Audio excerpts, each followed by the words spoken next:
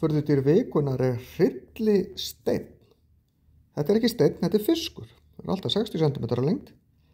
Kvenfiskarnir aðeins stærri, lifa í heitum sjó við kóralrif og liggja þar í leyni því að þeir líti út eins og steinar. Og þar eiga þeir auðvelt með að fela sig og ráða svo bráðina, sem hættir sér of nálægt því að bráðin kannski átta sig ekki á því að þetta fiskurinn ekki steinn. Þeir eru með eitraða gadda sem geta banað mönnum, en það frekar óvanalegt að dýr sem eitrað sé í felulitum. Flest dýr sem eitruð í sterkum, svona áberandi litum til þess að vara við